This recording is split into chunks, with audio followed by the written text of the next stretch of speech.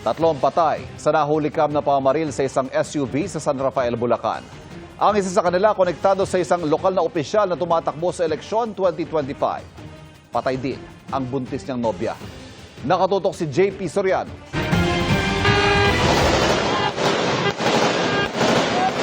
Kumakalat sa social media ang videong ito ng pamamaril sa bahagi ng Maharlika Highway sa San Rafael, Bulacan.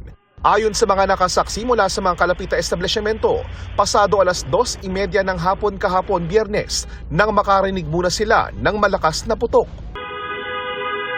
Nakuna ng CCTV sa lugar ang pag-counterflow ng isang sasakyang UP ang harapan at may malakas na busina. Naglabasan ng mga tao sa gusali at sumilip sa direksyon ng dumaang sasakyan, pero nagpasukan ng marinig ang mga putok ng baril. Dead on the spot ang driver at pasaherong nakaupo sa harap. Isa pang biktima ang isinugod sa ospital pero pumanaw kalaunan. Hindi pa naaalis sa crime scene ng SUV. Tadtad ito ng tama ng bala sa harapan, likuran at gilid.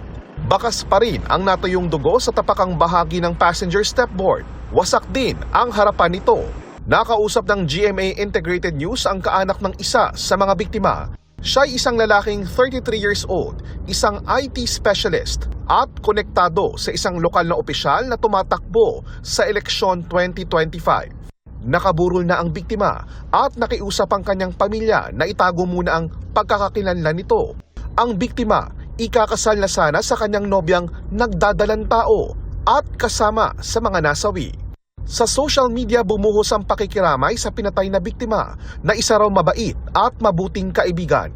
Pinuntahan ng GMA Integrated News ang San Rafael Municipal Police Headquarters pero wala raw pwedeng magbigay ng pahayag sa kanila. Hiningan din namin ng pahayag ang tagapagsalita ng PNP na siya ring Regional Director ng Central Luzon pero nakiusap siyang hindi muna maglabas ng anumang update sa kaso para raw hindi makompromiso ang investigasyon.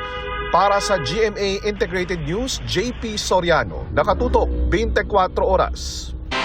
Hurikang sa loob ng isang kainan sa Pasay ang rambulan ng ilang dayuhan na nagsimula umano sa iringan ng grupo.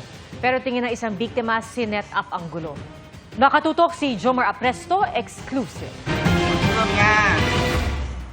Là thằng đánh trước đầu tiên. Kuha ang CCTV footage na yan sa loob ng isang kainan sa Pasay City noong March 14. Makikita ang ilang kalalakihan na pinagtutulungang gulpihin ang ilang lalaki kahit inaawat na ng mga tauhan ng establishmento. Tumagal ng ilang minuto ang gulo bago dumating ang mga pulis sa lugar. Pero wala raw silang naaresto noong mga oras na yon. Agad daw kasing nagtungo sa headquarters ng Pasay City Police Station ang mga biktima. Pagdating ng mga pulis natin doon, hindi po namin ma-identify pa noon kung sino yung victims kasi wala sila doon, sir eh. Then upon nung investigation po, binalik sila dito sa station. Ayon sa pulisya, mga Vietnamese national ang sangkot sa gulo. 3 sa kanila ang nasugatan, kabilang ang isang babaeng interpreter. Lumalabas sa investigasyon na nagkairingan ng grupo ng parehong mga nakainom hanggang sa nauwi na ito sa gulo.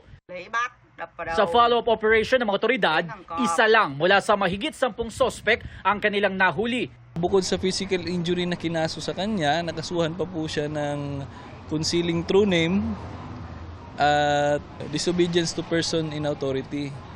Kasi ayaw niya magpa-medical, ayaw niya magpa-booking. Sa kwento naman ng 37 anyos na babaeng biktima na tumangging humarap sa kamera, nagtungo sila sa birthday party ng isang kaibigan na kaibigan din pala ng mga sospek. Isang lalaki nakakulay blue na t-shirt daw ang lumapit sa grupo ng mga biktima at nagsimula ng gulo. Sa tingin umano niya, setup ang nangyari dahil matalik na kaibigan ng ilang sospek ang dayuhan na napakulong ng biktima noong 2022 dahil sa kasong kidnapping. Pinangangambahan niya raw ngayon ang kanyang buhay dahil nakapagpiyansa na ang sospek. Nakatatanggap din umano siya ng mga death threat mula sa mga sospek na gumagamit ng dummy account. Patuloy na inimbestigahan ng pulis ang dahilan ng gulo para mahuli ang iba pang sospek at masampahan din sila ng reklamo. Para sa GMA Integrated News, Jomar Apresto, nakatutok 24 oras. Nasabat sa Calapan Port sa Oriental Mindoro ang mga umano'y shabu na ang halaga mahigit 800 milyong piso, halos 1 bilyong piso. Ayon sa PIDEA, nakatago sa 2 luggage at 5 handheld bags ang mahigit 100 kilo ng umano'y shabu. Naamoy mga yan ng kanilang K9 unit sa compartment ng isang kotse na ayon sa Mimaropa Police ay biyaheng Iloilo mula sa Batangas. Arestado ang driver ng kotse na nahaharap sa reklamong paglabag sa Comprehensive Dangerous Drugs Act. Iimbestigahan kung may kasabwat ang suspect na hindi nagbigay ng pahayag